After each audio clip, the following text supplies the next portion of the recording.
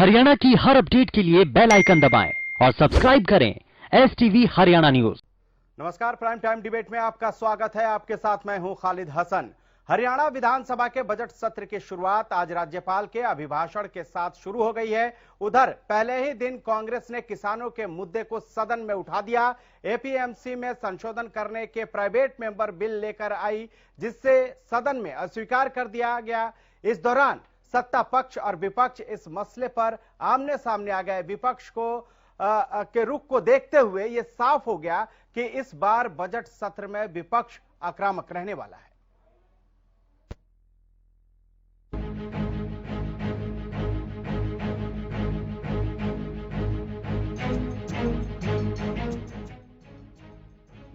शुक्रवार दोपहर 2 बजे जैसे ही राज्यपाल ने अपने अभिभाषण की शुरुआत की, इसके साथ ही प्रदेश के विधानसभा में बजट सत्र की शुरुआत हो गई।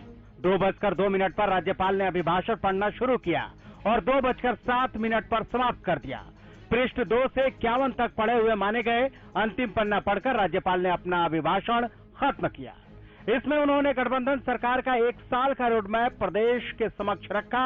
उन्होंने कोरोना के समय किए गए कार्य और अन्य उपलब्धि भी गिनाई। सत्र की शुरुआत से पहले राज्यपाल का पूरे सम्मान के साथ विधानसभा में स्वागत किया गया। राज्यपाल के अभिभाषण के बाद दोबारा सदन की कार्यवाही शुरू हुई। इस दौरान सीएम मनोहर लाल और नेता प्रतिपक्ष ने दिवंगत आत्माओं के लिए शोक प्रस्ताव पढ़े। इसके बाद कांग्रेस विधायक दल ने स्पीकर को सरकार के खिलाफ अविश्वास प्रस्ताव की प्रति सौंप दी, जिस पर 10 मार्च को चर्चा होगी। जो हमने नो कॉन्फिडेंस दिया था उसका नोटिस, तो 10 तारीख को उस पर डिस्कशन होगी और 10 तारीख को ही उस पर वोटिंग होगी। कांग्रेस विधायक बीबी बत्रा और स्पीकर ज्ञानचंद गुप्ता के बहस के बीच सदन को सोमवार तक के लिए स्थगित कर दिया गया। इससे पहले कांग्रेस विधायक काली पट्टी बांधकर सदन में पहुंचे, जिस पर प्रदेश के गृह मंत्री अनिल विज ने ऐतराज जताया। विज ने सदन में राष्ट्रीय गीत और राष्ट्रगान का अपमान करने का आरोप लगाया। इस पर कांग्रेस की तरफ से पलटवार हुआ और विधायकों ने कहा कि बाजू के साथ ही मुंह पर भी पट्टी बांध कर आएंगे। पर बीच कहां रुकने वाले थे? उन्होंने कहा कि मुंह पर भी बांध कर आओ, हमें क्या लेना। इन सब के बीच कांग्रेस ने APMC में संशोधन करने के लिए सदन में प्राइवेट मेंबर बिल लेकर आई, जिसको सरकार ने खारिज कर दिया। इसके लिए हवाला दिया गया। स्पीकर ने कहा कि इस प्राइवेट मेंबर बिल को 2 कारणों से रद्द किया गया। एक तो सुप्रीम कोर्ट में केस चल रहा है और दूसरा, ये कानून केंद्र सरकार की तरफ से पारित है और केंद्र सरकार से पारित कानूनों पर चर्चा नहीं कर सकते। लेकिन कांग्रेस प्राइवेट मेंबर बिल के रिजेक्शन को अवैध बता रही है। एक जो प्राइवेट मेंबर बिल हमने दिया था APMC को अमेंड करने के लिए, वो स्पीकर साहब ने रिजेक्ट किया है। मैं समझता हूं ये रिजेक्शन इनवैलिड है, क्योंकि जो उन्होंने रीजन लिया है वो है ही नहीं। वहीं कांग्रेस के प्राइवेट मेंबर बिल पर बोलते हुए प्रदेश के सीएम मनोहर लाल ने कहा, जो कानून केंद्र के हैं उसमें हम कोई संशोधन नहीं कर सकते। साथ ही कांग्रेस के अविश्वास प्रस्ताव पर सीएम ने चुटकी लेते हुए कहा कि कांग्रेस के पास कोई मसाला नहीं था और कांग्रेस के पास कुछ भी बचा नहीं है, इसलिए वो अविश्वास प्रस्ताव की बात कर रही है। उन्होंने कहा कि हम चाहते थे आज ही अविश्वास प्रस्ताव कांग्रेस लेकर आए, जिस पर आज ही चर्चा हो। सीएम ने कहा कि जितना हमने किसानों के लिए किया है उतना कोई नहीं किया।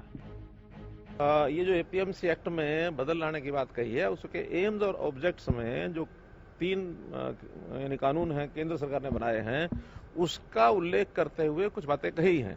जबकि हमने कहा कि उसका उल्लेख करते हुए इस कानून को कभी भी बनाना संभव इसलिए नहीं है कि वो तीनों कानून पहले तो केंद्र सरकार के कानून हैं। वो तो भूल ही गए थे कि हमको नो कॉन्फिडेंस मोशन लाना है। मुझे याद कराना पड़ा कि अभी चर्चा हमने सुनी है कि आप नो कॉन्फिडेंस मोशन ला रहे हैं, तो उसके लिए भी तो समय हम तय करेंगे। तब जाकर के उनको याद आया तो 10 तारीख का समय तय हुआ और हमने तो यहां तक कहा कि 10 नहीं आज ही कराओ। और आज के लिए भी उनके पास कोई ऐसा मसाला नहीं था कि जो आज वो नो कॉन्फिडेंस मोशन करा सकें, क्योंकि है ही कुछ नहीं उनके पल्ले। जितना किसानों के लिए हमने पिछले 6 साल में काम किया है, इतना न तो कभी कांग्रेस की सरकारों ने किया, न आसपास की स्टेट्स। आज जो कांग्रेस की सरकारें हैं, चाहे पंजाब की सरकार है, चाहे राजस्थान की सरकार है, कोई नहीं कर रही है। कांग्रेस के आक्रामक रुख को देखते हुए ऐसा लगता है कि पूरे बजट सत्र के दौरान सदन में शांति कम, हंगामा ज्यादा होगा। जिस तरह कांग्रेस ने कानून व्यवस्था, भ्रष्टाचार, रजिस्ट्री घोटाला, किसान आंदोलन और महंगाई के मुद्दे को सदन में बार बार उठाने की बात कह रही है, उससे हंगामे के आसार बढ़ गए हैं, जिसका आज नजारा प्राइवेट मेंबर बिल खारिज होने के दौरान देखने को मिला। Bureau report, Haryana news. तो आज का सवाल आपको पहले बता देते हैं, कांग्रेस का अविश्वास प्रस्ताव क्या सरकार के लिए मुश्किल खड़ी कर सकता है? अगर आपका जवाब हाँ है तो यस टाइप करके भेजिए, और ना है तो उसके लिए नो टाइप कीजिए। और जो नंबर फ्लैश हो रहा है उस पर आप जल्दी से भेज दीजिए, क्योंकि कार्यक्रम के अंत में हम इसका जवाब भी आपको दिखाएंगे।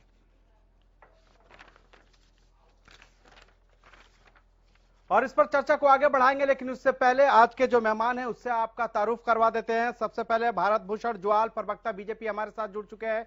सर, स्वागत है आपका। महिमा सिंह, प्रवक्ता कांग्रेस, हमारे साथ जुड़ चुकी हैं। मैम, आपका भी स्वागत है। सुखबीर तंवर, प्रवक्ता नेलो, हमारे साथ जुड़ चुके हैं। सर, आपका भी स्वागत है। और सतीश नंबरदार, प्रदेश प्रभारी भाकियू, हमारे साथ जुड़ चुके हैं। सर, आपका भी स्वागत है। लेकिन सबसे पहले सवाल जुआल साहब से। जुआल साहब, आज से बजट सत्र की शुरुआत हो गई। उम्मीद थी जैसा उसी तरह का नजारा भी दिखा, विपक्ष काफी हावी दिखा, हंगामा भी किया और पहले दिन ही किसानों का मुद्दा उठा दिया है। आगे भी ऐसी ही मुश्किलें रहने वाली है क्या? कैसे निपटेंगे? देखिए, सरकार को किसी प्रकार की कोई मुश्किल नहीं है। विपक्ष का काम है अपना काम करना, सरकार का काम है विपक्ष के सवालों का संतोषपूर्वक, धैर्यपूर्ण जवाब देना। ये तो स्वाभाविक सी बात है। कितने दिनों से राजनीतिक दल हंगामा खड़ा किए हुए हैं किसान बिलों पर, कृषि बिलों पर, तो निश्चित रूप से विधानसभा में वो चाहेंगे कि व्यवधान डाला जाए, हंगामा किया जाए, ताकि जो है तथ्यों के आधार पर तथ्यात्मक बात न होकर के हंगामा खड़ा हो जाए। और वही हंगामा वो नो कॉन्फिडेंस मोशन के माध्यम से या प्राइवेट बिल के माध्यम से करना चाह रहे हैं। स्वागत है उनका, जिस प्रकार से भी वो पेश आएंगे। सरकार के पास पूरा अपना वर्कआउट किया हुआ है। सरकार हर मुद्दे पर, हर विषय पर, हर पॉइंट पर अपना विषय रख करके उनको संतुष्ट करने का प्रयास करेगी। हर विषय पर विपक्ष को संतुष्ट करेगी सरकार। महिमा सिंह जी, आज आप लोग प्राइवेट मेंबर बिल लेके आए एपीएमसी में संशोधन को लेकर, लेकिन सरकार ने उसे खारिज कर दिया, ये कहते हुए कि इस पर सुप्रीम कोर्ट में स्टे है। इसके अलावा ये केंद्र सरकार ने इस कानून को बनाया, वो उसमें हस्तक्षेप नहीं कर सकते। अब आप लोग का अगला रुख क्या होगा? क्या लगता है कि इस पे चर्चा होनी चाहिए थी सदन में? सिर्फ हंगामा खड़ा करना मेरा मकसद नहीं, मेरी कोशिश है कि ये सूरत बदलनी चाहिए। खालिद जी, कांग्रेस, जैसा कि अभी भाजपा के प्रतिनिधि ने सटीक तौर पे कहा कि विपक्ष है और विपक्ष अपना कार्य करेगा।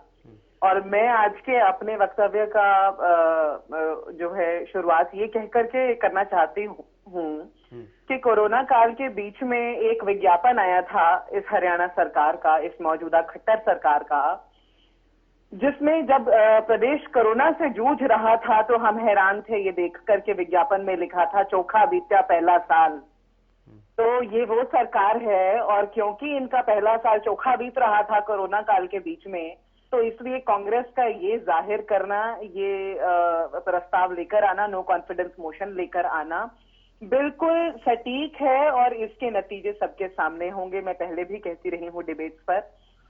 और इससे भी ज्यादा हैरत आज जनता को, हमारे दर्शकों को ये जानकर होगी कि इनके केंद्र में बैठी हुई जो वित्त मंत्री हैं, अब कमाल की बात है बजट सत्र है ये हरियाणा के अंदर, और जो निर्मला सीतारमण जी वित्त मंत्री हैं केंद्र के अंदर, उन्होंने हैरानी जताई है इन लोगों की जो एम्प्लॉयमेंट बिल ये रिसेंटली लेकर आए हैं। और उन्होंने ये कहा है, ये मेरी समझ से परे है कि हरियाणा सरकार ने ऐसा निर्णय क्यों लिया है। मैं इस बारे में राज्य सरकार से बात करूंगी। फिक्की के जो एक्सपर्ट्स हैं उन्होंने ये कहा है कि इससे उद्योग को बहुत हानि पहुंचेगी। ये सब मैं बना के नहीं कह रही हूँ, ये सब न्यूज में, खबरों में मौजूद है। तो ये वो सरकार है जो किसानों से पूछे बिना किसानों का बिल ले आती है। फिर आज सुप्रीम कोर्ट के आड़ में छुप करके, या फिर ये कह करके कि ये तो केंद्र का मुद्दा है, केंद्र ने बना दिया। इन्हें किसने सरकार बना दिया है, जिन्हें ये नहीं पता कि हमारे आर्टिकल 246 के अंतर्गत ये मुद्दा जो है, कृषि का मुद्दा, ये स्टेट लिस्ट में आता है और ज्यादा करके कॉन्करेंट लिस्ट में आ सकता है। और जैसे पंजाब ने उदाहरण सेट किया कि इसके ऊपर अपनी विधानसभा में चर्चा की, हमारी जो कॉन्स्टिट्यूशन है वो क्वासी फेडरल कॉन्स्टिट्यूशन है। हम लोगों के यहाँ पर राज्य अपने मुद्दों पे चर्चा करते हैं और केंद्र अपने मुद्दों पर करता है। तो ये देखिए कि जो इन्होंने कहा मसाला नहीं है, मसाला तो इनको चाहिए, ये सरकार ही मिर्च मसाले लगा करके पेश करने वाली सरकार है जो कहती है चोखा बीता पहला साल। तो अभी आज तो शुरुआत हुई है और बजट सत्र का चयन ऐसे 11 दिनों में करने का किया गया जिसमें 5 छुट्टियां आती हैं और 12 मार्च का दिन चुना गया बजट पेश करने के लिए, जिसके अगले दिन महाशिवरात्रि 10 मार्च का दिन जो चुना गया था और उसके अगले दिन महाशिवरात्रि की छुट्टी है। तो यदि आप टाइमिंग देखेंगे, अब 12 मार्च को कर दिया गया है क्योंकि बिजनेस एडवाइजरी की मीटिंग के अंदर हमारे नेताओं ने इस पर आपत्ति जताई होगी, उसकी डिटेल्स बाहर मौजूद नहीं है, इसलिए ये कर दिया गया, करना पड़ा, विवश हो गए करने पर। ठीक है, सुखबीर तंवर जी भी लगातार हमारे साथ बने हुए हैं। सुखबीर जी, जिस तरह से आज प्राइवेट बिल लेके आई थी कांग्रेस, क्या आपको लगता है कि उस पे, चूंकि एपीएमसी में संशोधन की बात कर रही थी, क्या उस पे राज्य विधानमंडल में, राज्य का जो विधानसभा का जो प्रांगण है या राज्य विधानसभा में इसकी चर्चा होनी चाहिए थी? देखिए खालिद भाई, निसंदेह हरियाणा कृषि प्रदेश है और कृषि से जुड़े हुए कोई भी विधानसभा का सदस्य अगर कोई बिल लेकर आता है तो निसंदेह उस पर चर्चा होनी चाहिए दलगत राजनीति से ऊपर उठकर। जिस प्रकार से इस बिल को रद्द किया है, मेरा व्यक्तिगत आकलन ये है कि ये सरकार एपीएमसी का, एक तरफ तो ये इतना बड़ा शोर मचा रहे हैं, आप देख रहे हैं जब से ये कानून शुरू हुए हैं कि एपीएमसी रहेगा, एपीएमसी रहेगा। अरे आप रखोगे तो आप तो चर्चा तक नहीं करना चाहते, एपीएमसी की बात करते हो आप हर मंच से। निसंदेह इनकी नीयत में खोट है। इनकी नीयत जिस प्रकार से ये अध्यादेश के रूप में कोरोना काल में जब पूरी दुनिया जूझ रही थी उस वक्त ये अध्यादेश लाए और उसके बाद लोकसभा में जब प्रश्नकाल ही नहीं हुआ और उसके बाद राज्यसभा में मत विभाजन नहीं हुआ और ये बेफिजूल के 3 कानून, काले कानून, जो जिस प्रकार से अंदाता निरंतर 100 दिन आज हो रहे हैं, जो निरंतर बैठा हुआ है, इनकी संवेदना मर चुकी है। ये किसानों के हक में कोई बात नहीं करना चाहते हैं। इनका अगर आप पिछले वैसे तो जब से जून के पहले हफ्ते में जब ये अध्यादेश लाए थे उसके बाद ही इनकी संवेदना सुनने थी, लेकिन जिस प्रकार से अब विषम और विपरीत परिस्थितियों में दिल्ली के चारों तरफ अन्नदाता बैठा हुआ है और जिस प्रकार से इन्होंने वार्तालाप के नाम पे किसानों को, नेताओं को जिस प्रकार से बरगलाने का, भ्रमाने का प्रयास किया है और उनको एक तरह से कमर तोड़ने का प्रयास किया कि इनको बुलाते रहो, ये थक जाएंगे। लेकिन मैं आज इस राष्ट्र के अन्नदाता को इंडियन नेशनल लोकदल की तरफ से बधाई दूंगा कि 100 दिन तक जिस प्रकार से शांतिपूर्ण, धैर्यपूर्ण आंदोलन ये चलाया है और निसंदेह आंख खोलने का प्रयास है। अंतर्राष्ट्रीय स्तर पे विश्व समुदाय की आंखें खुल रही हैं, लेकिन आज बड़ा दुर्भाग्यपूर्ण स्थिति है कि भारत के प्रधानमंत्री जी की, भारत के गृह मंत्री जी की और भारत के कृषि मंत्री जी की आंखें नहीं खुल रही। इससे ज्यादा दुर्भाग्यपूर्ण स्थिति कोई नहीं हो सकती। सतीश जी, आप एक किसान नेता हैं, आप आज जिस तरह से कांग्रेस ने काली पट्टी बांधकर जाके एक तरह से विरोध जताया, इसको लेकर भी सदन में थोड़ा तनातनी भी देखने को मिली। क्या आपको लगता है कि ये जो प्राइवेट मेंबर बिल लेके कांग्रेस आई थी, जिसको कि ये कहते हुए खारिज कर दिया गया है कि ये केंद्र ने इस पे कानून बनाया है, सुप्रीम कोर्ट में ने स्टे लगाया, इस पर हम कुछ नहीं कर सकते, आपको क्या लगता है कि इस पर चर्चा होनी चाहिए थी? खालिद भाई, ऐसा श्री रामचंद्र जी कहे गए सिया से, ऐसा कलयुग आएगा, ऐसा कलयुग आएगा, ऐसा प्रधानमंत्री आएगा जहां तेल के लिए लोन लेना पड़ेगा और कार कैश में आएगी और रोटी पानी के लिए भी आज लोन की परिस्थितियां पैदा होगी। जिस तरह से मैं समझता हूं हर चीज पे बहस बहुत जरूरी है।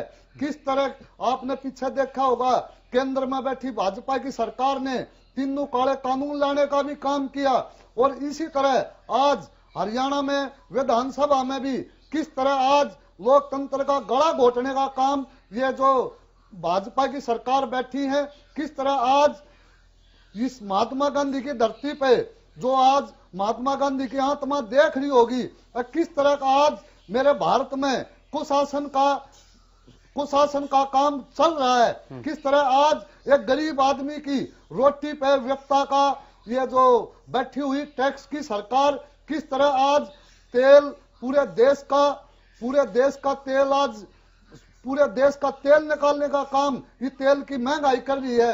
किस तरह आज हर एक आदमी आज एक ट्रैक्टर एक एकड़ जोतने में आज किस तरह आज 100 रुपए का खर्चा बढ़ा दिया। एक तरफ तो बोलते हैं किसान अपनी फसल जो बाढ़ने का काम कर रहा है तो उसकी भी एक मजबूरी है, अब उसको कुछ मिल नहीं रहा, लेकिन आज किसान भाई ने भी ये सोच के अब मेरे देश का जो गरीब तबका है जो हमने फसल को खराब कर दी तो वो क्या खाएगा। किसान ने हमेशा इस बात की फिक्र करी है, लेकिन ये केंद्र में बैठी भाजपा की सरकार किस तरह किसानों की अनदेखी का काम कर रही है। आज हम बजट सत्र में जो हुआ उस पर ज्यादा हम बात हमारा मकसद हमारा फोकस बजट सत्र जो शुरू हुआ है प्रदेश में उस पर है। खास करके जिस तरह से तंवर साहब ने आरोप लगाया ज्वाल साहब कि आप लोगों की नीतियों की वजह से किसानों की कमर मतलब तोड़ दी गई है, क्या जवाब देंगे? देखिए, अभी 3 प्रवक्ताओं ने अपनी अपनी बात रखी है। सबसे पहले बहन कांग्रेस से है, उन्होंने रखी बात को कि ये अलोकतांत्रिक है, अवैधानिक है कि वो प्राइवेट बिल जो प्रस्तुत किया गया था उसको टर्न डाउन कर दिया गया। मैं देखो आप सारा देश देख रहा है कि ये केंद्र के द्वारा लाए गए कानून थे, कृषि कानून, और केंद्र के द्वारा ही पारित किया गया है। स्पष्ट बात है कि केंद्र ही उसमें अपना जो भी संशोधन है या जो भी करने को तैयार था चर्चा करता रहा है, और माननीय उच्चतम न्यायालय ने जब इस पे संज्ञान लिया, स्वयं संज्ञान लिया, उन्होंने एक कमेटी का गठन किया है जिसमें वो सभी किसान नेताओं को आमंत्रित कर रहे हैं कि आइए समाधान के ऊपर चल के देखें क्या संशोधन आप चाहते हैं। इसका मतलब तो ये हुआ कि जब माननीय उच्चतम न्यायालय संशोधन के लिए कमेटी गठन कर गया है तो हमारे स्वतः ही अधिकार वहां पर समाप्त हो जाते हैं कि माननीय उच्चतम न्यायालय इसमें हस्तक्षेप करके संशोधन करने को तैयार है, प्रक्रिया में है, और कानून पर जो है फिलहाल रोक लग गई है। तो ये बिल्कुल ही अवैधानिक नहीं था, बिल्कुल संवैधानिक तरीके से हुआ है। दूसरी बात, अगर ये राज्य सरकार ही इसमें संशोधन कर सकती है तो दिल्ली का घेराव और केंद्र सरकार का घेराव किस लिए करके बैठे हैं? तो आज तक प्रधानमंत्री या केंद्रीय कृषि मंत्री को उलाहना या उन पर लांछन लगाने का काम ये राजनीतिक दल क्यों कर रहे हैं? अपने पर सभी राज्यों में राज्य सरकारों के विधानमंडल को घेरने का काम क्यों नहीं करते थे?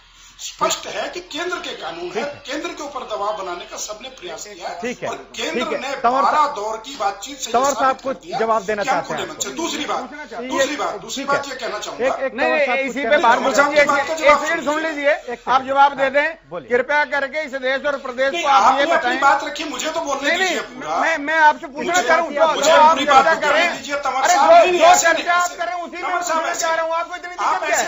मैंने एक प्रश्न का उत्तर, अरे उसी से जुड़ा हुआ सवाल जवाब दे दीजिए ना। आप अपने प्रश्न का उत्तर, अरे उसी से जुड़ा हुआ क्यों सवाल नहीं बाद में करेंगे ना, बाद में आप सुन लीजिए, 3 लोग बोलेंगे मुझे उत्तर। अरे इसी से एपीएमसी जुड़ा हुआ सवाल पूछना चाह रहा हूँ, आप जवाब दें कृपया करके। ये बताएं क्या इन तीनों जो कृषि के नाम पे कानून बनाए हैं क्या इनमें कहीं एपीएमसी का उल्लेख है? इस बात का जवाब दे दें, जिस प्रकार का बहाना आपने विधानसभा में लिया है। चलिए ठीक है सर, आप मुझे ये बताइए, चलिए मुझे बताइए, तंवर जी आप ही बताइए, आपका कहना यह कि उल्लेख नहीं है, तो क्या उल्लेख कहीं है कि हम एपीएमसी को खत्म कर देंगे? ऐसा कहीं कानून में लिखा है? आप मेरा बहुत विनम्र निवेदन है, जब एपीएमसी के बारे में इनमें है नहीं तो आपकी हरियाणा प्रदेश की सरकार आखिर प्रदेश को क्या बताना चाहती है? निसंदेह वो वक्तव्य गलत था, मैं सिर्फ ये कहना चाह रहा हूँ, और आपको भी पता है कि मैं क्या कहना चाह रहा हूँ, और इस देश और प्रदेश को पता है, लेकिन आप सिर्फ और सिर्फ तथ्यों की गलत बयानी के अलावा आपके पास कुछ नहीं है। ठीक है, तंवर साहब भाषण न दीजिए ना। ठीक है ज्वाल साहब, तंवर साहब अपने प्रश्न का उत्तर सुन लीजिए, अपने प्रश्न का उत्तर सुन लीजिए।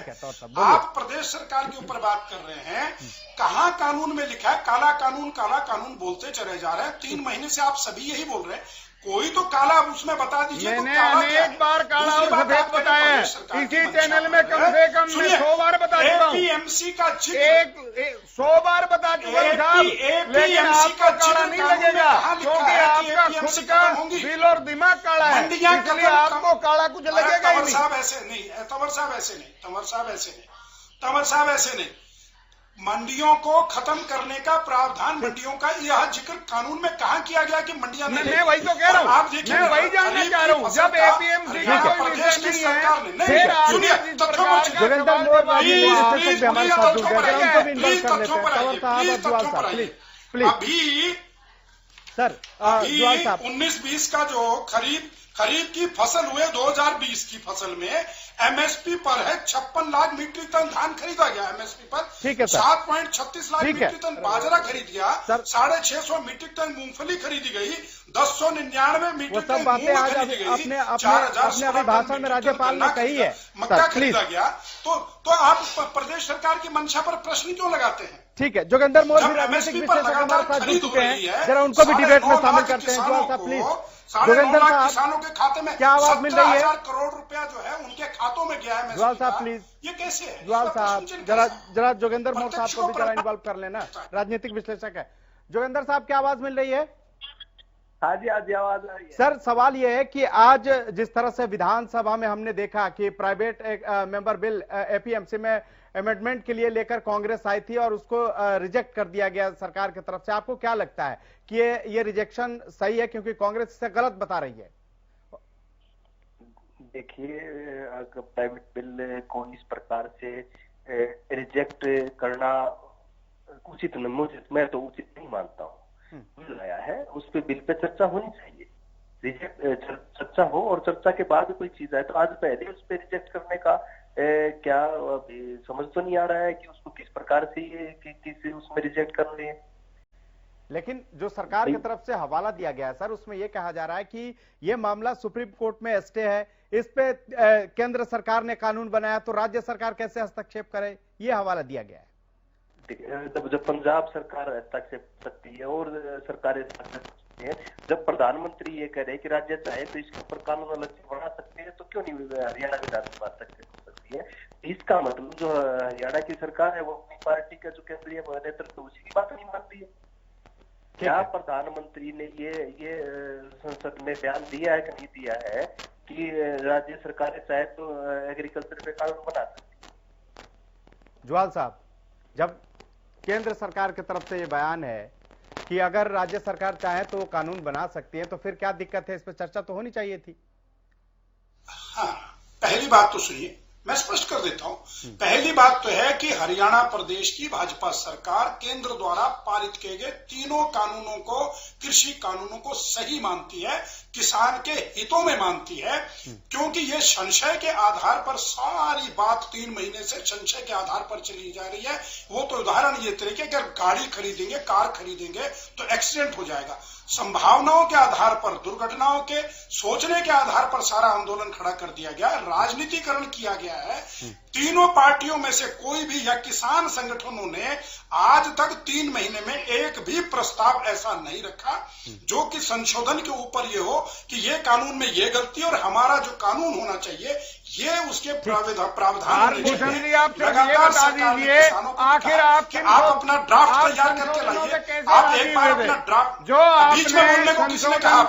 आपको बीच में बोलने के लिए किसने कहा? आखिर वो नहीं, आप बीच में कैसे बोल सकते हैं? बीच की आप बीच में कैसे बोल सकते हैं? दूसरे के समय में बोलना आपसे कहा गया बोलने को, आपसे हस्तक्षेप करने को कहा गया क्या कि आप दूसरे की आवाज को दबाने का काम कैसे करेंगे?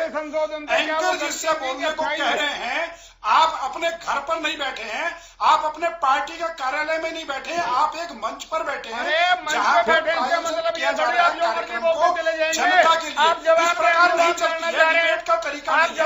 मैं आपकी बात को सुनने को तैयार ही नहीं है, बिल्कुल भी आपकी बात को सुनने के लिए राजी हुए। मुझे समय दिया गया, मुझे मेरी बात कहने का मौका दीजिए।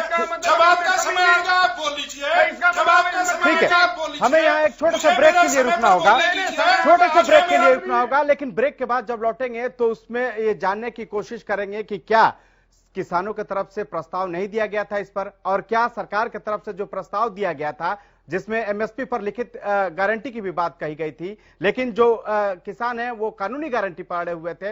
इस पर चर्चा करेंगे क्या वाकई में इस तरह का कोई प्रस्ताव किसी की तरफ से नहीं दिया गया। वक्त एक छोटे से ब्रेक का, फौरन हाजिर होंगे। आप देखते रहिए हरियाणा न्यूज।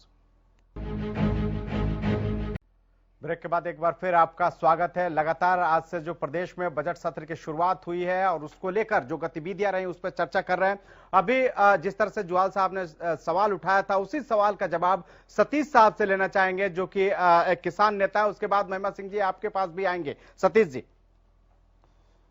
माननीय केंद्र सरकार ने भी, जो मेरे प्रवक्ता भाई बोल रहे थे, 18 अमेंडमेंट उन्होंने खुद माने थे कि गलत हैं, और माननीय सुप्रीम कोर्ट ने भी इस बात को मानना था कि ये अमेंडमेंट गलत हैं। इसी बात पर उन्होंने अपनी तरफ से सटे का काम किया था।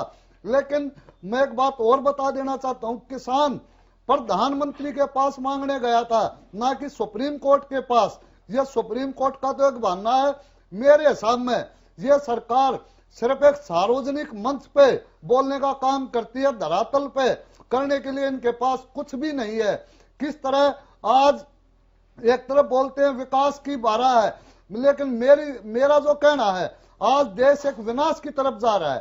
किस तरह आज हर एक रोड पे, हर एक 30 किलोमीटर के टूल टैक्स है 30 पे, और आज एक तेल से कितनी देश में महंगाई का काम हो रहा है। तेल से ही तो सब कुछ होता है, डीजल पेट्रोल की महंगाई से ही आज एक गरीब की थाली किस तरह आज एक ठोकर लगने का काम केंद्र सरकार कर रही है।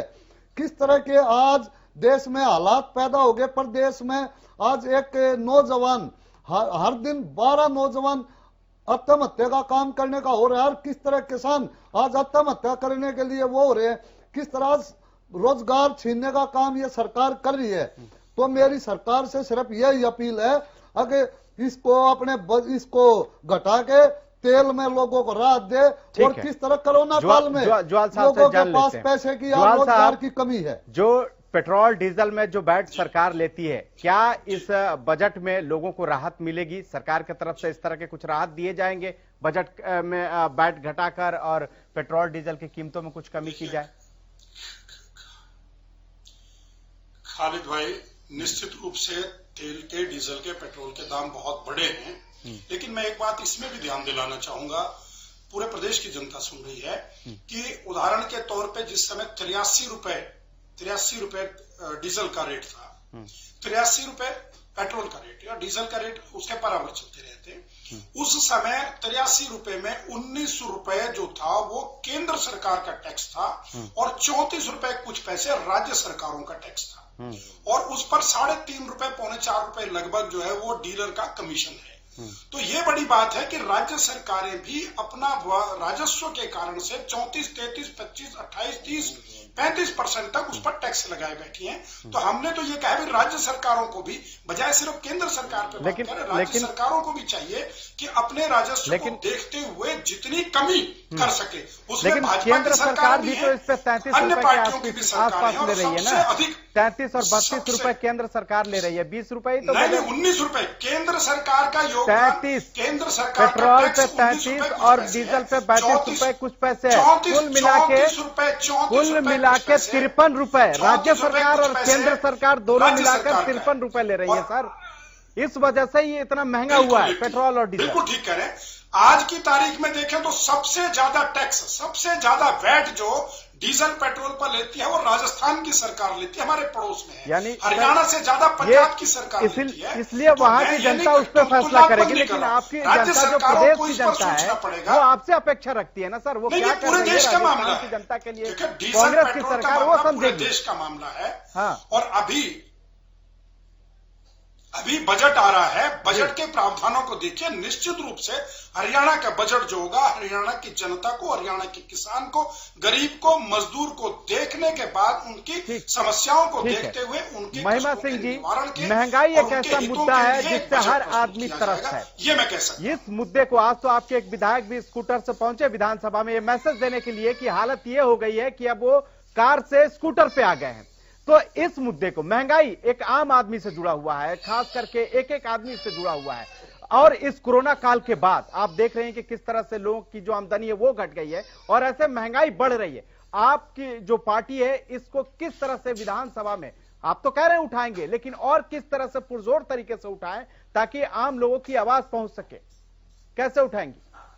हमारी पार्टी ने खालिद जी आज पूरा दिन एक कैंपेन चलाया है डिजिटली, ट्विटर पे, फेसबुक पे, सोशल मीडिया पे, hashtag speak up against price rise.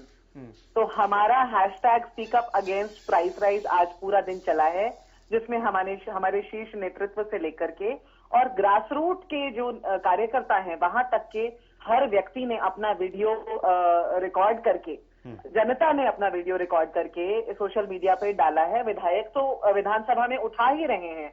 उसके अलावा हम ये बार बार बोलते हैं कि विपक्ष जो है बरगला रहा है, विपक्ष ये कर रहा है, तो हम इन कैंपेन्स को रिगार्डलेस ऑफ पार्टी पॉलिटिक्स हम लोगों को अपील करके लोगों से ये कह रहे हैं कि आप अपना मैसेज रिकॉर्ड करके हैशटैग के तहत इस पे डालिए और सरकार को बताइए कि आप इस महंगाई से कैसे त्रस्त हैं और कैसे अनिल विज जी और दूसरे भाजपा नेताओं ने कांग्रेस कार्यकाल के दौरान अर्धनग्न होकर के सिर पे सिलेंडर उठा करके कैसे आवाज उठाई थी महंगाई के विरुद्ध, और आज वो शतक पार करने जा रही है वो महंगाई, वो फ्यूल के जो रेट्स हैं। और हम यही कभी हम नेहरू को जिम्मेदार ठहराते रहेंगे, कभी किसी और को जिम्मेदार ठहराते रहेंगे। अब यहाँ देखने वाली बात ये भी है, बार बार एक बात आ रही थी कि ये असंवैधानिक है, इस बिल पर चर्चा करना असंवैधानिक होगा। असंवैधानिक अगर कुछ था तो अध्यादेश से इस कृषि बिल को लाना, असंवैधानिक अगर कुछ है तो उदय शंकर जी ने, जो फिक्की के अध्यक्ष हैं, उन्होंने ये आज स्टेटमेंट दी है कि असंवैधानिक है ये जॉब कोटा का बिल। ये बिल जो तमाम वकील भी मान रहे हैं, तमाम एक्सपर्ट्स मान रहे हैं, ये बिल जुडिशियल स्क्रूटिनी को बर्दाश्त नहीं कर पाएगा। आर्टिकल 19 और आर्टिकल 16 के तहत ये अपने घुटनों के बल आ जाएगा ये बिल।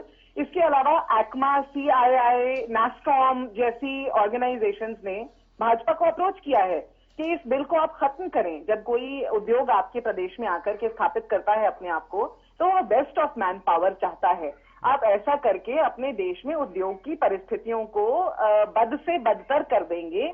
और आप बात कर रहे हैं हम बिल पे चर्चा नहीं कर सकते। अरे ये तो प्राइवेट मेंबर्स बिल, एक नया बिल लाया गया था, एक नया प्रस्तावना लाई गई थी, उसके ऊपर चर्चा की जा सकती थी। उसका कोई लेना देना न सुप्रीम कोर्ट के स्टे से था खालिद जी, न ही उसका कोई लेना देना केंद्र सरकार के गैर कानूनी पिछले रास्ते से लाए गए अध्यादेश से था। ये एक फ्रेश बिल है, इस पे चर्चा करके इसे खत्म करते तो इनकी पोजीशन वहां पता चलती ना कि काला क्या है, वहां इनकी पोजीशन स्ट्रांग हो जाती। लेकिन ये नहीं चाहते, ये नो कॉन्फिडेंस मोशन के माध्यम से ही बाहर जाना चाहते हैं। बोलिए तंवर साहब। खालिद भाई, मैं महिमा जी की बात का समर्थन करते हुए जिस प्रकार से जो त्रुटि इन्होंने बताई है उसके आगे कहना ये चाहता हूं कि जिस प्रकार से इन्होंने जो ये 75% का प्राइवेट उद्योगों में आरक्षण का विषय है, एक तो ये नई कंपनी और नए उद्योगों के लिए है, और जिस प्रकार से जीएसटी लगाने के बाद, नोटबंदी के बाद और अब कोरोना काल में जिस प्रकार से यहाँ हरियाणा प्रदेश से उद्योगों का पलायन हुआ है, वो आंकड़े भारतीय जनता पार्टी के प्रवक्ता महोदय हैं, वो बता देंगे। अनेक उद्योगों का पलायन हुआ है, कोई नया उद्योग तो आया नहीं। ये अनेक इनकी विदेश यात्राएं भी हुई हैं, उनसे कुछ आया हो। निसंदेह जब आपके पास नए उद्योग है ही नहीं तो फिर किस बात का ढिंढोरा है। जो इसकी जुडिशियल जो स्क्रूटनी होगी वो अलग विषय है, लेकिन धरातल की सच्चाई ये है कि जब आपके पास यहाँ नए उद्योग धंधे हैं नहीं तो फिर किस प्रकार का 75%? जुआल साहब, जब नए उद्योग धंधे हैं नहीं तो युवाओं को कहां से देंगे 75% रोजगार? देखिए, फिर तंवर साहब की वही बात और मैडम महिमा जी की भी कि कोई अभी चीज लागू हुई नहीं और उसके ऊपर क्योंकि विरोध का स्वर उठाना है तो विरोध कर ही देना है, मात्र विरोध के लिए विरोध करना। इनका कहना कि कोरोना जाके राज्यपाल का आभार जता सकते हैं। देखिए, फिर बीच में मत बोलिए। आपका ये कहना कि कोरोना काल रहा है, आपका ये कहना कि जीएसटी लागू हुआ, आपका ये कर रहे हैं। खालिद साहब ये कोई तरीका नहीं है बहस करने का। ठीक है सर, खालिद साहब मैं क्षमा चाहूंगा, फिर आप ठीक है सर, चुप कराइए। बोलिए सर, बोलिए। इनका कहना, तंवर साहब ने अभी कहा कि जीएसटी लागू हुआ, तंवर साहब ने कहा कि नोटबंदी हुई, तंवर साहब ने कहा कि कोरोना काल में, और हरियाणा प्रदेश की सरकार के ऊपर बात ले आए। अरे कोरोना काल रहा है तो पूरे देश में रहा है, जीएसटी लागू है तो पूरे देश में हुआ है, और अगर नोटबंदी हुई तो पूरे देश में हुई है। इनका यह कहना कि इन 3 कारणों से हरियाणा से उद्योग का पलायन हो गया, बिल्कुल गलत बात है। दूसरी बात, 75% अगर युवाओं को आरक्षण देने की बात कह रहे हैं कि हरियाणा प्रदेश के निजी क्षेत्र में भी हरियाणा के युवाओं को रोजगार मिले, तो ये बताएं कि इसके विरोध में है क्या? नहीं चाहते क्या ये उद्योग लगेगा तो निश्चित रूप से आप चतुराई से सवालों का नहीं अब आप ये कह रहे हो मेरा सवाल लगा, कब लगेगा? आप क्या चाहते हैं कि ऐसा आप बोलिए इसके विरोध में? नहीं, आप ये बोलिए कि इसके विरोध में है। आप जो मौजूदा उद्योग है पहले बोलिए इसके विरोध में है या पक्ष में? क्या आपने पढ़ा? आप बोलिए इसके विरोध में है कि पक्ष में है? पूरा प्रदेश सुन रहा है, उनमें आप बोलिए ना, आप इसके विरोध में है कि पक्ष में? बात विरोध और पक्ष की नहीं है, जो मौजूदा आप बताइए आप है इसके विरोध में है कि पक्ष में है? फिर बात वही आप आती है ना, लेकिन आपका तरीका गलत है। आप चित भी मेरी और पट भी मेरी नहीं कर सकते। तरीका गलत है आपका। आप चित भी मेरी और पट भी मेरी नहीं कर सकते। आपको कोई जवाब नहीं आता। कंवर साहब और जुआल साहब, लेकिन जुआल साहब एक सवाल तो है ना कि वित्त मंत्री अगर कह रहे हैं कि इस पे बात करेंगे तो कुछ ना कुछ तो गड़बड़ है। वित्त मंत्री अगर कह रहे हैं कि इस तरह के जो कानून आए उस पर बात करेंगे प्रदेश सरकार से। निर्मला सीतारमण जी ने ये कहा है कि ऐसा कोई बिल लाया गया है, हमें तो मालूम ही नहीं है, हम राज्य सरकार से बात करेंगे। वो बहुत अनसर्टन है, उन्हें नहीं पता है, वो हैरान है, केंद्र सरकार से पूछ करके इस प्रावधान का बिल नहीं लाया है। हरियाणा सरकार ने केंद्र सरकार की माननीय वित्त मंत्री से पूछ करके ये बिल नहीं लाया है। ये हरियाणा प्रदेश की सरकार ने अपने प्रदेश के युवाओं के भले के लिए बिल लाया है। उसमें केंद्र सरकार से अनुमति नहीं मांगी गई है, निश्चित है। प्रदेश की आंख पहुंचते रहो। अरे कैसी बात कर रहे हो? एक आपको तो आदत है, आप तो जिस दिन से सत्ता से आप 15 साल से सत्ता से बाहर हैं, जो आप खंबा नोचने के अलावा कुछ नहीं कर पाएंगे। आप किसानी बिल्ली की तरह खंबा नोचते रहिए और हमें अपना काम करने दीजिए। प्रदेश की हरियाणा प्रदेश के युवाओं के लिए जो काम हो रहा है, आप उसके विरोध में है क्या? भारत भूषण जी, आप हरियाणा प्रदेश के युवाओं के कल्याण के काम के विरोध में है क्या? आप अपनी राय तो बता दीजिए। आप हरियाणा प्रदेश के युवाओं का भला नहीं चाहते क्या? आप महंगाई वाले प्लीज जिस प्रकार से जवाब है, जवाब आपके पास नहीं है, जवाब आप दीजिए। जरा महिमा जी की बात तो सुन ले प्लीज। और केंद्र का कितना है, किस प्रकार की बात करते हैं आप? कंवर साहब, जुआल साहब, एक करके आप इस प्रावधान के खिलाफ है क्या? पूरे प्रदेश की जनता जुआल साहब नहीं है कि अगर युवाओं का कुछ मिलता है सरकार उसके एक करके विरोध में है क्या? सर, एक करके कंवर साहब, राजस्थान पे लेके सारे देश और प्रदेश का सब आकलन पूरा कर दिया। निसंदेह आज आपकी सरकार में महंगाई सतीश जी आ रहे हैं आपके पास। महिमा जी, पहले महिमा जी, कंवर साहब, आपको तो तमाशा मिलना भी नहीं है कि दूसरे समय के बीच में बोलना चाहिए कि नहीं बोलना चाहिए। नहीं कि आप चले गए राजस्थान, आपको शोर मचाने के अलावा कुछ नहीं आता है। आप बताइए हरियाणा के साथ चाहूंगा, आपको शोर मचाने के अलावा कुछ नहीं आता है। सवाल आपकी आदत है दूसरे समय के बीच में बोलना। महंगाई पे लगाम आपको सुनने का मौका नहीं है तो बोलने का भी अधिकार नहीं है। इस बात पे जवाब दें। अगर आप किसी की बात सुन नहीं सकते तो बोलने का भी अधिकार नहीं है। ठीक है जल्दी से एक मिनट, जल्दी से महिमा सिंह जी, कंवर जी प्लीज, महिमा सिंह जी जल्दी से। मैं बहुत आभारी हूँ भाजपा के प्रतिनिधि की, जिन्होंने इस डिबेट को कंक्लूड कर दिया, चित भी मेरी पट भी मेरी करके। ये तो इन्होंने नीर क्षीर कर दिया है पूरी बात को। भाई इस बात में तो हमने वित्त मंत्री से इजाजत नहीं ली, और जो कृषि की बात है उसमें हम कहेंगे केंद्र ऐसा कर रहा है, हम उसमें कैसे बोल सकते हैं? इनकी दोहरी नीति यहाँ साफ जाहिर हो गई है, जनता स्वयं देख सकती है। ठीक है जोगेंद्र मोर भी राजनीतिक विश्लेषक हमारे साथ लगातार बने हुए हैं। जोगेंद्र जी, आपको क्या लगता है जो 75% युवाओं को रोजगार देने की बात कही जा रही है, उसमें आपको क्या लगता है कि ये जो प्रदेश के युवा हैं उन्हें ये रोजगार मिल पाएगा? देखिए खालिद भाई, पहले बात तो मुझे कहना नहीं चाहिए, इस पैनल में मैं चौहान साहब को तो बहुत अच्छे से जानता हूँ, बहुत वरिष्ठ पत्रकार रहे, प्रोफेसर हैं, लेकिन डिबेट का क्या हाल बना देते हैं ये लोग, बड़ा तकलीफ होती है। मैं तो समझ ही नहीं आ रहा कि ये कह क्या रहे हैं और सुन क्या रहे हैं। अब मैं अपनी बात करता हूँ। राजनीति में खालिद भाई क्या होता है कि राजनीति में सरकारें कुछ काम ऐसे करती है जिनके लाभ हो ना हो, लेकिन राजनीतिक चर्चाएं करने के लिए मौका मिले। अब पिछले दिनों जो हरियाणा सरकार पर आरोप लगे है ना, पिछले दिनों इसके इलेक्ट्रिसिटी के एसडीओ की भर्ती के मामलों से अन्य मामलों, उन पर हरियाणा सरकार पर ये आरोप लगे कि हरियाणा के युवाओं को नौकरी देने की बात इन्होंने इसमें कही थी सांझे की सरकार है और ये अपनी सरकारी नौकरियों में नहीं ली, तो उस चीज का डैमेज कंट्रोल है। रही बात, दूसरी बात, कोरोना के बाद आप देखेंगे कि वैसे ही जो है वो नौकरियां कम हुई हैं, नया उद्योग कुछ है नहीं। तो ये अब आने वाला भविष्य बताएगा कि जनरेट होंगी नहीं होंगी, लेकिन इंफ्रास्ट्रक्चर के लिहाज से तो एक भी ऐसी इकाई आपको दिखाई नहीं देती है जिसके बलबूते पे ये कहा जाए। ये तो बिल ऐसा ही हो गया जैसे कोई है ना साथ ये कह दे कि मैंने अपनी बहू को है ना 100 तोले सोना चढ़ा रखा है और पहनने को देना, और बार बार ये कहते रहे कि 100 तोले सोना चढ़ा रखा है, 100 तोले सोना चढ़ा रखा है। यही हालात इन राजनीतिक दलों ने, इन सरकारों ने कर दी है युवाओं की। तो आप देखिए कि रोजगारों की हालत क्या है, दिन प्रतिदिन क्या हालत प्रदेश की हो रही है। एक भी नया रोजगार आया नहीं है, बिल ले आए। अरे भाई पहले रोजगार ले आओ ना, पहले कोई कंसर्न तो लगा दो, कोई इंडस्ट्री तो लगा दो, फिर बिल ले आना आप लोग। इंडस्ट्री तो एक बिलाए नहीं है ये लोग, और बिल लेके आ गए हैं। तो अब ये तो मुझे ऐसा लगता है राजनीतिक चर्चा का बिल है, सिर्फ केवल मात्र अगर राजनीति हम ये कहते रहे कि हरियाणा के युवाओं को 75% नौकरियां देंगे, पर देंगे कहाँ? ठीक है सतीश जी, उसके बाद से जवाल साहब से रिएक्शन लेंगे। सतीश जी बोलिए, मैं बहुत देर से आप कुछ बोलना चाहते हैं। जवाल साहब से ये पूछना चाहता हूं, आज जो हरियाणा का औद्योगिक क्षेत्र पलायन की स्थिति में आया हुआ है, ये 2016 से स्थिति ऐसी बन गई जब से नोटबंदी, फिर जीएसटी और अब ये क्या बोलते हैं सुरक्षा का माहौल भी आज हरियाणा में किस तरह पूरे का पूरा औद्योगिक क्षेत्र सुरक्षा के अभाव में ये प्रदेश को छोड़ने के लिए मजबूर हो रखा है।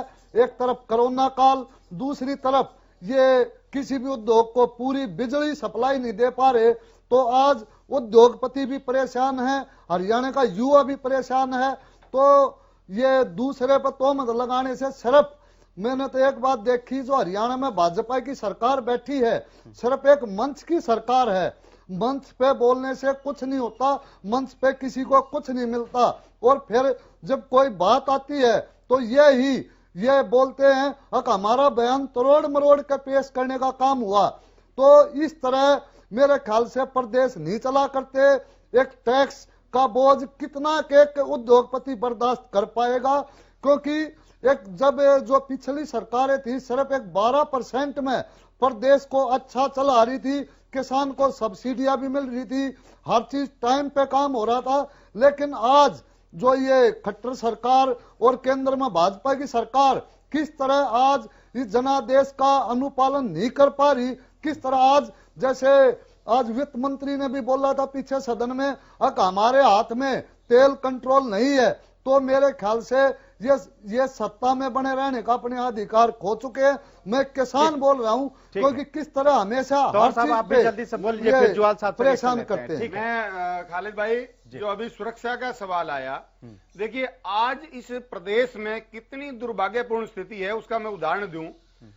माननीय गृह मंत्री जी आज के जो पुलिस महानिदेशक हैं मनोज यादव जी, उनको हटाना चाहते हैं, मुख्यमंत्री हटाना नहीं चाहते। आदान प्रदान जिस प्रकार से चल रहा है चिट्ठियों का दूसरे, और समन्वय का घोर अभाव है। जब ये आपस में कुत्ते बिल्ली की तरह लड़ रहे हैं तो फिर प्रदेश में सुरक्षा कैसे होगी? ये जवाब दे भारतीय जनता पार्टी जवाल साहब। कानून व्यवस्था भी एक अहम मुद्दा है, और रामचंद्र जांगड़ा भी कल गोहाना गए थे, उन्होंने भी एडमिट किया कि प्रदेश में क्राइम का ग्राफ बढ़ रहा है और इसको लेकर वो सीएम से बात करेंगे। क्या जो क्राइम का जो ग्राफ बढ़ रहा है, क्या पुलिस महकमे में एक संतुलन नहीं बन पा रहा है, इसकी वजह से है? जो डीजीपी कार्य विस्तार मिला उसके बाद से जो स्थिति पैदा हुई है। देखिए, मैं आपके इनके प्रश्नों का एक एक करके उत्तर देना चाहूंगा। जैसे अभी सतीश जी ने कहा कि भाई जीएसटी बढ़ा, कोरोना काल हुआ, उससे पहले नोटबंदी हुई, और इसके कारण से हरियाणा प्रदेश से रोजगार पलायन कर रहा है, उद्योग पलायन कर रहा है। तो अगर जो यूनिफॉर्म टैक्स सिस्टम लागू हुआ है जीएसटी के माध्यम से, वो पूरे देश में लागू हुआ है। ऐसा तो है नहीं कि हरियाणा सरकार के टैक्सेस अलग हैं, दूसरे सरकार में टैक्सेस बहुत कम है, तो उस प्रदेश को यहां से पलायन करके उद्योग जा रहा हो। यूनिफॉर्म सिस्टम जब नहीं था तब ये बातें जरूर उठती थी कि एक प्रदेश में टैक्स कुछ ज्यादा है और उसी दूसरे प्रदेश में कम है, तो लोग सुविधा के लिए दूसरे प्रदेशों में जाते थे। दूसरी बात इनका ये कहना कि कोरोना काल में रोजगार कम हुआ है, नौकरियां घटी हैं, रोजगार बंद भी हुआ है। अगर इस स्थिति को समझते हैं तो वो पूरे देश में कोरोना काल में निश्चित रूप से आप भी मानते हैं, पूरा देश मानता है कि एक संकट आया है। लेकिन क्राइम जो बढ़ा है उस पर बात रखिए जल्दी से, वक्त की कमी है सर, सब लोगों ने। लेकिन क्राइम पे जल्दी दूसरी बात, उसके बाद अगर क्राइम की बात आती है तो ऑर्गेनाइज्ड क्राइम में जो रोक लगी है वो निश्चित रूप से मैं दावे से कहता हूं, अगर हम क्राइम की रिपोर्ट में चले जाएं तो ऑर्गेनाइज्ड क्राइम में हरियाणा प्रदेश में रोक लगी है पहले के अलावा। मैं ये नहीं कहता नहीं हो रहा है, लेकिन उस सिस्टम को देखने के लिए ऑर्गेनाइज्ड क्राइम के ऊपर जितनी सख्ती से कार्रवाई हरियाणा प्रदेश की सरकार ने पिछले 6 सालों में की है उससे पहले नहीं था। फिर बिजली की बात आई थी, बिजली में ये कह रहे जितना बिजली चोरी को रिकॉर्ड करके, जितना लाइन लॉस को कम करके हरियाणा प्रदेश ने फायदे में बिजली निगमों को, बिजली कंपनियों को लाई है। उदाहरण है पूरे प्रदेश के सामने, आज गाँव में 24 घंटे बिजली दे रही है, हरियाणा प्रदेश की उपलब्धता है। मैं शुरू करता हूँ। महिमा जी, लास्ट कमेंट के तौर पे आप लोग अविश्वास प्रस्ताव भी लेकर आई हैं, क्या इसका कोई फायदा होगा? जल्दी से, एकदम 10 सेकंड में, क्योंकि हम अब समाप्त करने के ओर हैं। बिल्कुल बिल्कुल फायदा होगा। मैंने कल भी कहा था, आज भी कह रही हूँ, जनता अपना विश्वास खो चुकी है और प्रत्यक्ष को प्रमाण क्या सामने आएगा, जो भी है सब सामने। ठीक है, तंवर साहब, आप लोगों को नहीं लगता कि अगर आप जी ने जो बात करी ये मुझे बता दें, अगली डिबेट में बता देंगे, नारकोटिक्स जो इन्होंने ब्यूरो बनाया था, क्या उस पे सिर्फ नाम का बनाया था, हुआ कुछ भी नहीं। मैं आज आपके चैनल के माध्यम से कहना यह चाहता हूं, जिस प्रकार से भारतीय जनता पार्टी और जननायक जनता पार्टी की विफल सरकार है, उसके विरोध में जिस प्रकार से माननीय अभय सिंह चौटाला साहब ने जो इस्तीफा दिया है, आज निसंदेह इंडियन नेशनल लोक दल की बस हरियाणा से चंडीगढ़ के लिए चल चुकी है। मेरा तो आपके चैनल के माध्यम से नंबर आगे हरियाणा प्रदेश से ही है कि बस में अपनी सीट पक्की करो और इस हरियाणा प्रदेश को जिस प्रकार से उजाड़ रहे हैं उससे बचाओ। सतीश जी जल्दी से। बस यही कहना चाहूंगा, किस तरह ये किसानों को जो 12 तारीख को बजट पेश कर रहे हैं, किस तरह किसानों को राहत देने का काम करते हैं, क्योंकि अब तक हमें नहीं लग रहा किस तरह आज किसान खाद बीज के लिए परेशानी का सामना कर रहा है, किस तरह आज हर चीज किसान एक ब्लैक में खरीदने का काम कर रहा है, किस तरह आज परेशानी के उसमें मूड में किसान है, किसान आज आर पार की लड़ाई में है। सबकी बातों को ध्यान में रखते हुए जल्दी से देखिए, 2 बातें आई है इसमें। एक तो किसान का कृषि बिलों का मुद्दा है, दूसरा जो है अविश्वास प्रस्ताव का है। अविश्वास प्रस्ताव आया है, निश्चित रूप से जब फ्लोर पर टेस्ट होगा अविश्वास प्रस्ताव पर भाजपा विजयी होकर के निकलेगी, पूरा विश्वास है हमें। और कांग्रेस को अपने मुंह की खानी पड़ेगी। और दूसरा, सतीश जी की बात का उत्तर दूंगा कि भारतीय जनता पार्टी की सरकार ने किसान के खर्चे को कम करने के लिए, चाहे वो बिजली में हो, चाहे वो खादों में हो, चाहे एमएसपी पे हो, हर तरीके से किसान को फायदे का देने का काम किया। और आने वाले बजट में भी निश्चित रूप से पूरे प्रदेश को आशा है कि किसान भाइयों को फायदे के लिए, किसान की आय को बढ़ाने के लिए या उनके खर्चों को कम करने के लिए सरकार निश्चित रूप से काम करेगी। और जिस प्रकार से मशीनरी पे जो खर्चा बढ़ा है वो बताऊंगा आपको डिटेल। ठीक है, हमारे पास इतना ही वक्त है, इसलिए हमें यही विराम देना होगा। खिसियानी नहीं, और आपने नारकोटिक्स में नहीं बताया। ठीक है, लंबी चौड़ी आप बात करें। ठीक है, वक्त की कमी है, इसलिए हमें यही विराम देना होगा। तमाम गेस्ट हमारे साथ जुड़े, इसके लिए आपका बहुत बहुत शुक्रिया। लेकिन प्रोग्राम खत्म होने से पहले सबसे पहले आपको आज का सवाल दिखा देते हैं और उसके बाद उसका जवाब दिखाएंगे। कांग्रेस का विश्वास प्रस्ताव क्या सरकार के लिए मुश्किलें खड़ी कर सकता है? यह सवाल था आज का और जवाब आपको दिखाएंगे हम। हाँ में 85% लोगों ने अपना जवाब दिया है और 15% लोगों ने ना में जवाब दिया है। फिलहाल इस खास पेशकश में इतना ही, मुझे दीजिए इजाजत। आप देखते रहिए हरियाणा न्यूज।